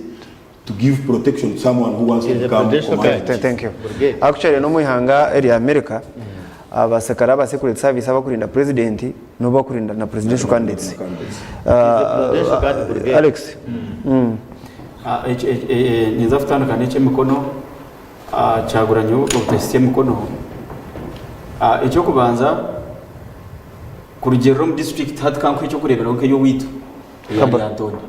niyo mobilization yabo kerkuha completely ako abingi bakandi bateka ngo bako facilitating aka transport abatambura mbanda ako nyowe orukura nuko nimanya ine rubto bituriyo mu radio yagira ati nyowe nibibasa n'ubutabiza amaboko bambe niteka ngo nibiza kutuyamba turondo kuturatambura so ikintu cyo kibasa kuretera abantu abo butatunga mikono erukumarira icya kabiri bakandi be expecting afutunge mikono mingi na no mu Uganda. In fact recently izo orwa gasatu orwire itwe abo mu Buganda region kanko cyo kurebera so tugire tumitingire president bwanyuma yo kwikirizana kurebeka ngo nuko eitwa betekateka ngo yina mamani mingi hato rede tugakira abo kuba tumazire kureba ngo kutwabe tubaturiya ba NRM hati waye Simba okagaruka ku independent hati kibanje manyisa ngo ingoma mwaza kubagana ki obururu bwanyu hato wanu parabe hati to tugiziro kwikirizana twena mu Buganda twikirizana ngo nubu tujimara mano muri ngogo so strategy je katandika kare haza yakana mu district sezindi so cha letera abantu ubutatunga mikono ahubwo ko bembazo mu bantu usanga abantu batakwenda kugihereza bakumanya ngo abo kuba umuntu webemba mbesiga atoshanga kabahagiza abanje at this time round niza kuba nipagira furaga bera so njimanji manyisa abanje bone niza kuba nimbatwara wa NOC so sange bona bari kwikirizana n'ekiturumbu hati kiretera abantu emikono ya gereta kuko mara abaho bona tuba ku constituting a number yo signature kandi harho n'abandi got 68 votes yes so your votes cannot be enough in what about someone who got I'm talking about you yes you katonga gaga na munana yes so no how no kugira ngo bari bagwene still bakumana so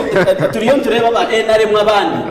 because NRM akaiti itwite tukatwesimbira abandi 11 so abantu 11 ababesimbire lise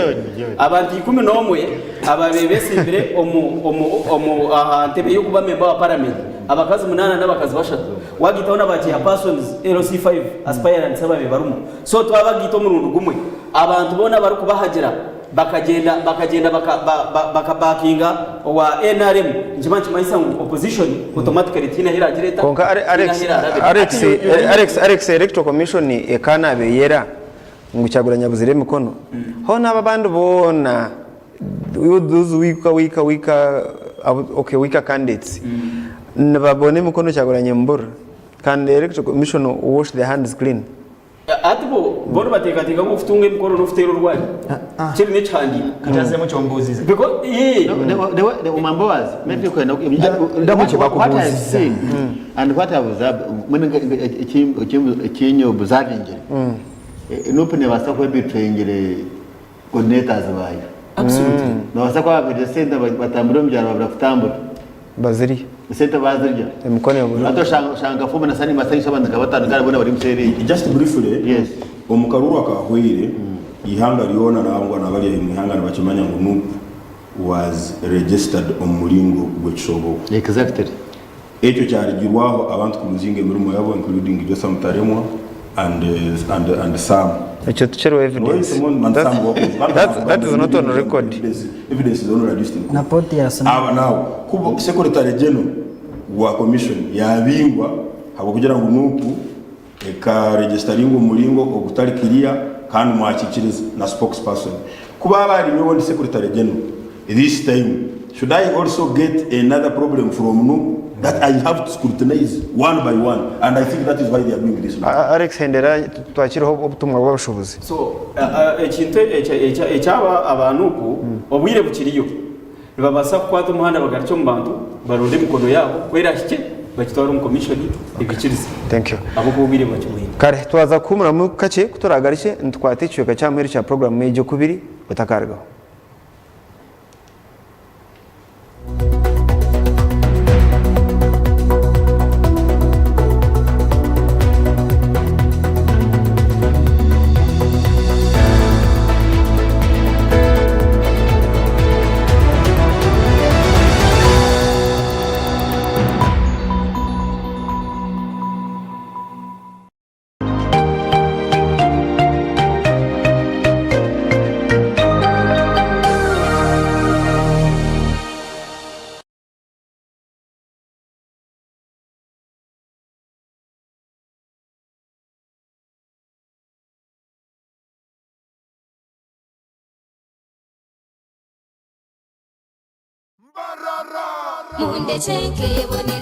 Abana ba Western Uganda, mwitebekanisize. Old is gold. Melodies of Sister Charity. Nejo Murimbarara. On the 4th of October, 2025 at the University Inn. Get ready for Golden Night and timeless melodies as the legendary Sister Charity takes the stage.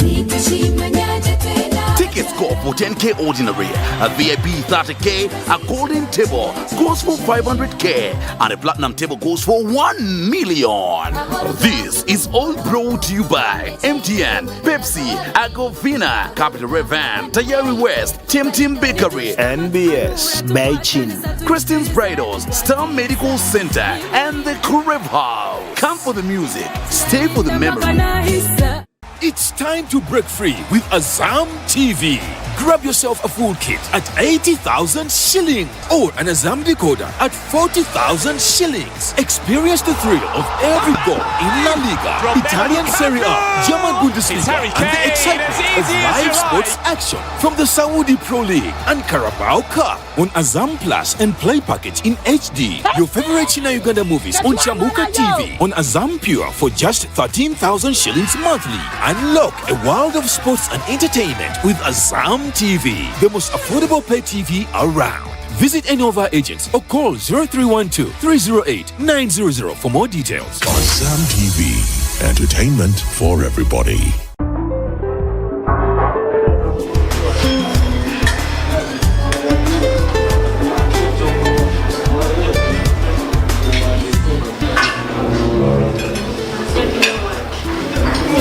Wait emmere ogire sinaye nga siraba kuwaka weekali wano teweerabira leta bubiri sumulula buli alina akacupa kyokunywa kibongera amaanyi kinywa kufunamu enjawulo kiri ku mutindo w'amanywamu eyo kalimu ebirungo bakalunga tangawuzi bagiteekamu eri omwo omubisi gw'enjuki nagwo gusanga omwo kagaba waaka kanyweko n'owulira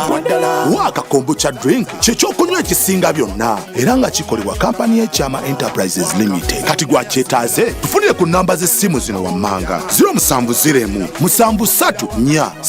391 oba 0783 10 38 16 waaka kombucha drink gw'oba onywa yekka.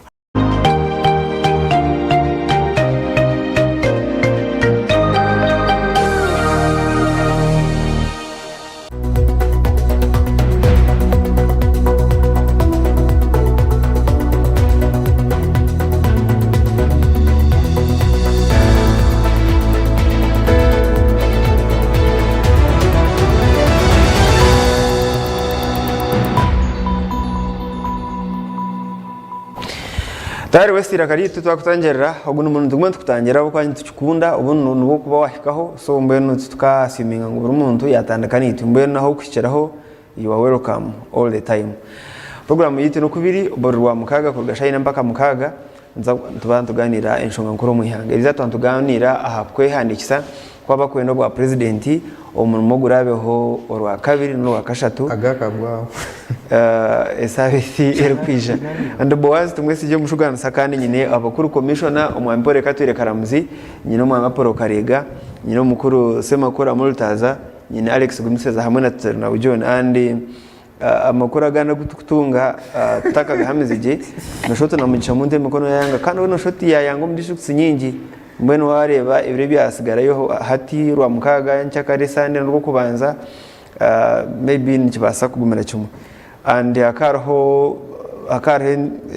ibitekateko nare ibiteso maybe je no muntu akwatanise na cyagoranye na PFF bagire kandidato mwasi hari yecho hapo yes bigambe cyo deno twendere tukutana katuanza kwa cooperation na PFF twagire ibindi tucheza unza kutambuza mu campaign kandi tsaba entebeza hasi zona uhere ya president twatuchirize ngunza kubantu PFF yabene candidate anti-terate candidate a presidential candidate twagira tukati chine kuchi discussinga ito na PFF twaweze ku discussinga tugende tubagane na NUP now position ya anti because already tumanyichi y'umuyanga and it's not the first time kuja mu parties nziza gukora alliance omwe nizirema ninga zenda misho je no muta experience munonga kwa yabe na heading na mediation ya TDA last time.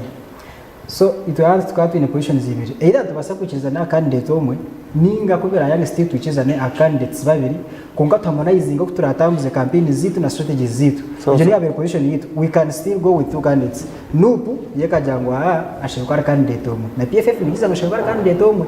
now between one rero ngo izo no rwa mugaga mission zo no rwa kabiri na no rwa kashatu ncereka mutachira ho bwiro twasa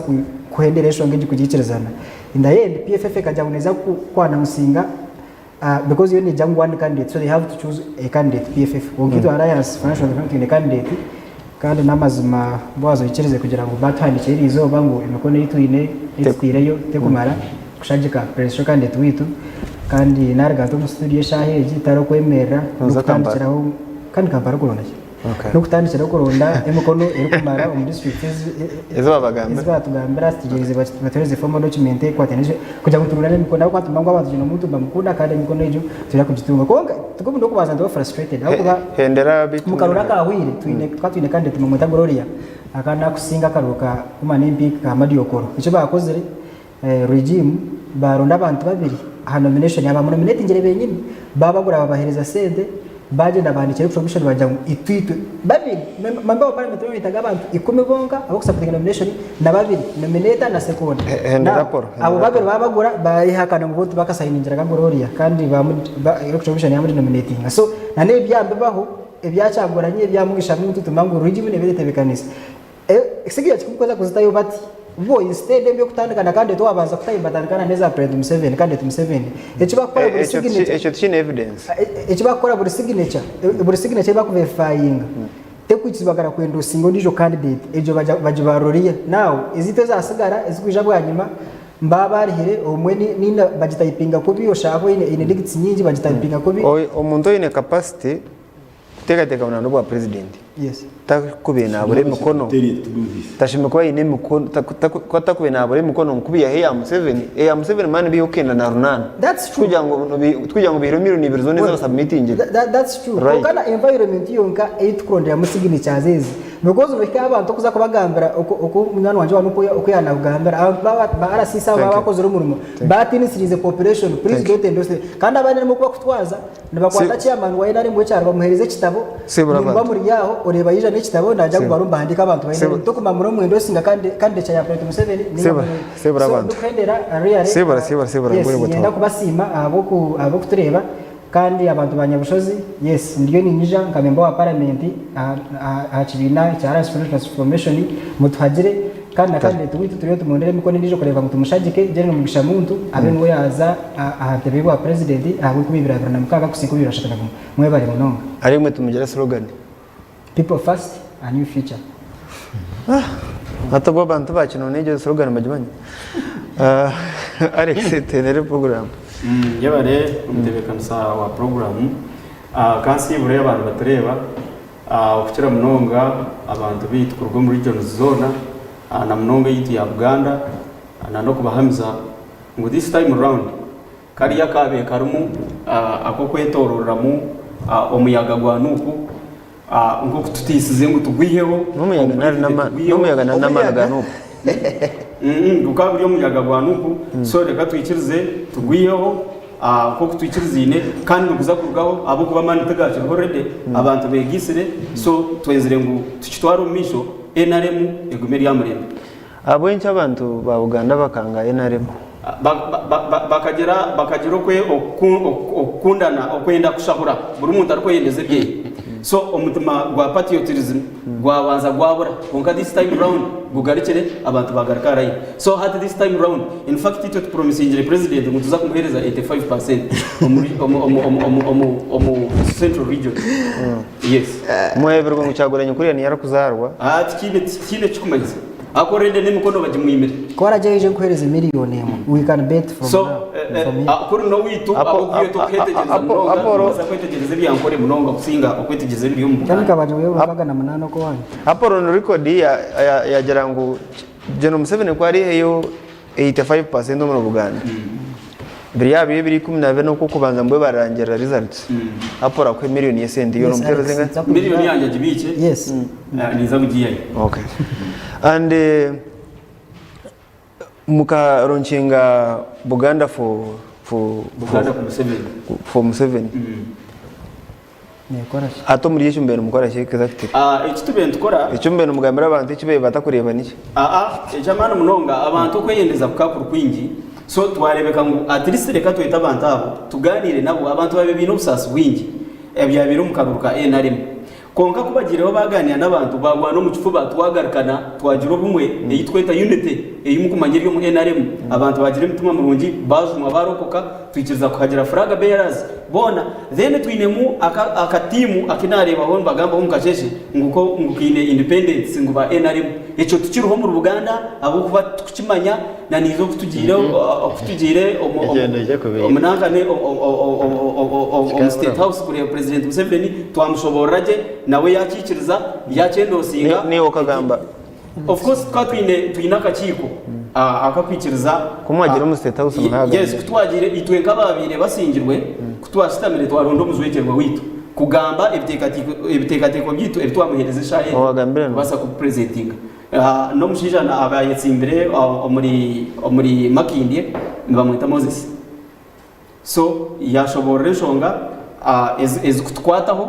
kandi na Dr. Rede kubasa kubanturonda akaruhuka president Museveni na flag bearers bitu district zona eziri mu Ruganda ati imwe abasingirwa karoro n'umuronda mutakaroro buri muntu wena obayesimbira bayino muntu echa kabiri okuronda karuru tikumanyisa ngo ko kubasingirwe to kubasa kugira bwambo byo bwambira abantu mu kuronda karuru. Thank you. Aporo kina nyenda kubuza jeno muca muntu kashobora ibintu byihanga ukareba nabimanya abo icyo abantu batamwitegereza echo nyenda kukibuza bakamukora echo nyenda kukibuza abanyarwanda because ayitu izi jeno muntu ahayetori rihangire nayitu izirokwe burko ko zagamba no muntu ajya genero muntu niwe muntu ashobora nazo mugere bya president Museveni akashobora byo utegeke mu yange nitwebuza ahabwenki imwe numutina because for them they have fears kumubona mujyango abwenki mbagero bo bari umuntu atawugera bo bari cyaguranye kategori z'abantu z'abahagizi bitu na kategori z'abantu bakagera cyaguranye tuzukushana that's what I'm saying for now tuzukushana because it way harova is kugenderaho kandi abo ile twakse muntu ashimikwa president wa Uganda yes twe n'abahagizi bacyaguranye n'abanyayuganda n'abagena Museveni n'abanyayuganda so abwenshi we muntu nabaraba kumuhagera kandi akwenda kutegeka Uganda mbe n'abahagizi be bari America bare barga mu Uganda and I'm saying no buhako witichurubura ahindo ryagaruka mugisha muntu nabagira mugisha muntu niwo muntu ashobora nazo mje bya president Museveni akwa nabasa kwatagiye bite cyashobora ihangere so nitwe n'abanyayuganda ejo mind eyo ine shaheje kugira ngo noma muntu ashobora na president wa Uganda gitranslating ogira byo mbaroti ebiri 12 yo kubanza kugira mu muntu kugira ngo tubase kushobora ejo bitegeje cyo mu yangere byo twekaba kwasa ko bitebekanza Multaz amashanyarazi amana kucyagura nyabaye ne buriya abantu amwe bakambatekateka ngo hariho umugisha gwo kuba president nawo abantu bingi batankiye kumanya ngo General Museveni ntakuza kurugaho na mawarigire yakishobora je ngo transition ya Uganda ne kubetari ya Karuru kati mutawonera bwerere Jeri mutawonera bwerere gwe cyo bomanya fetuli people power fetwesigashi bantu twesiga abantu emikono yababuze emikono nga mwesiga abantu gena maso chokola anga ndina wano ku TV nkukaka sambo ekyo kyawedde singa jadde tekinnalabika wano sandi baddewo wekyo bomanya kakati bana Uganda fe enchuka kyokejja kubaawo naye sikulabiramu sikuyita mu Karuru mawo bwa yagambi wawulidde nga atandika okwogera kyeyagambye balina gurupu yaabwe ekola nani Mzee Museveni kati what are you expecting to say omusubira kwogera ki era ebyo olulimi lwa kutiisa naye ffe kyobomanya ffe twesiga maanyi g'abantu era obuwagizi obwaffe bantu bitweyimiriddeko byetubagamba obakolera yensonga lwaki olaba nga batugoberera tiwali nnyo kirala nnyo kyamaanyi ffe abo abasajja balasiisa akulaba nga oyambadde akakofiira kano n'agamba abo batujju naye niwokamu wakambale nga afuluma otayiza akambala kuba kimanyi nti bamulabira nga akambadde bamanyi buno kyekizibu naye just kati esawa zino batya n'ebisiikirize byabwe ebisikirizo kimanyi bakitya oba kulaba oyambadde akofiira kano bagamba oyo omuntu kati Kyagulanyi aleeta ki ku tebo ekipya ekyataleeta luli kyaleeta ekipya tuwali kyamanyi kyetugenda kyusamu bye twabagamba luli bye tugenda obbagamba kubanga fe tubagamba mbuno amalwaliro tugalye mu ddagala okitegeera amakubo si malungi emirimu bagiwa balondebu okitegeera omukola kugambye nti kati Buganda bagikunze mukalulu mpulidde bagamba yafuna obululu 65 bantu bwe yali yesimbye naye kati gwe nganze enyumya noono obwo obululu nga ni chairman LC1 asobola obufuna kati weesimbye kuba mupya gye obululu 68 okitegeera kati nga tuddako kali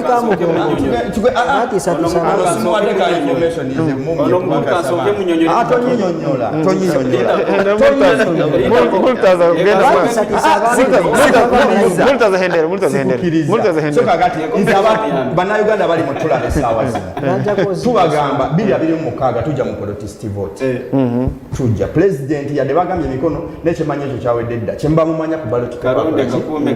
kalonde kakuume singa bagana okulangirira kyewalonze kibanje kyennyini mukubanja oba okola ki exactly mukubanja kyoba okola nalonze akalulu kange kenalonze ate olangiriddemu kalala okitegeera kakati kyemutegeeza mwikyereza ngu akalulu electoral commission ezakateeza nimugikyerrezamu ncho muparticipatingiremu yes kuba tulina okibeeramu kubanga toyinza kubanja nyinza okubanja omutwalo gwesaakuwadde nedda baaba nakusooka gukubanja okwenga okubanja kati kitegeeza bwe najja nenkakuba ate gwe n'olangiramu biri bitwala nga gundi fomu zibaziisa wansi w'emmeeza kitegeeza ngenda kubanja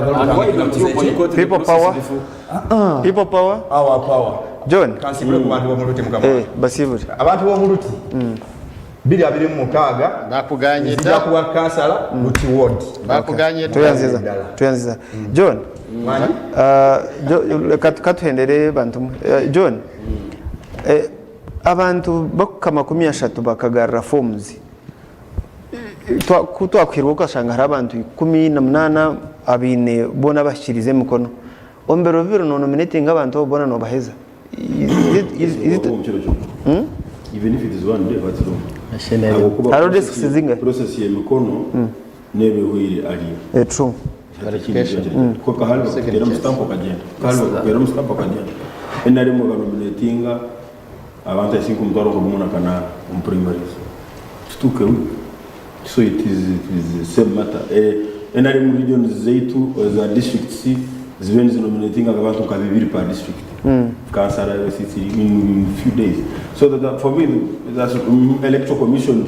district offices. Nazo zivenzi nominating abantu kama 15 in less than a week. How? Because entebe ya LCC district Kansara chairman bona bemba nominating your district. Ka district nominating. Go here nyochi gamba. Chiringu electoral commission ekozero murumu kwa. Ni nkunda argument ya mugisha muntu na response ya ANT yagira ngo we acknowledge that verification of these signatures is a process of nomination. Ohireho we disagree with the short notice. Nora echo that's how a leader should react. Kwako chokujira banachemerera obarabye oba iso yabingidemu iwe iso urubongoye iso kota kustamayo iwe iso bisagere ne batera tumenisa ngo niwe attachment nayo profession the way of to communicate your discontent, the way to communicate your dissatisfaction in a professional way as a political party is what ANT has done. We have received this communication, we know it is the process that is required, we only disagree with the 3 days time. Hawacha mutumanisha hati okuna it's a valid question. So ito chitusaba. So orwa kabira after nominations Jerome Seven nazai ndija kwa tukololo independence grounds we have already booked and ito ngapate tumazire kwandikira abagulu kwirinda IGP na abandi mazire kutukulia ringo rede baturarbe tujya kololo kugamba na abantu bitu batinyo kinanyenda kugamba abantu banywani bitu abantu mukozese structure zanyu za hansi kandi muzesije itwe NRM talo umuntu yarigire Kampala hano munasere mkono yendele talo norana kareka nawe yakujira ati ndio ni munarga hano kujamba kubo buza munywani wanjye uwe nkabo kuba tubatamba bamazima bitari bicaji cha TV naki nawe kana amanya ngo mkono ya nupa bagiserire yambara akatamu and chairman and for me that is very wrong omuntu narika Kampala ine na ine rimwe kandi bikore kabarga nanka bya tegize kintu atodwo sebo tolimba nalimwe kandi tugamba jone kamugati mukama nalimwe mutonye mikono ate wanonyafu katugwe wanonyafu kubanga barara mikono tewe John so nanyara kubuza kibuzo cha muhero nembuze cha muhero John Museveni akwana no datamu ya mushanjo is there any excitement? Yes, of course the excitement is more than the one last time and the other time. Why? Even to the excitement yokubanza tukatwine Dr. Kiza Besigye ine nkoko yabena tutalobanuza mu Heiza atalo yisije dalo ariyo munda nuko kwa atalo munda tyakwesimbira kuba argument yokujya munda na last election akatalo munda atarayisimbira so mukamfunza hati akabarga hata number 1 number 2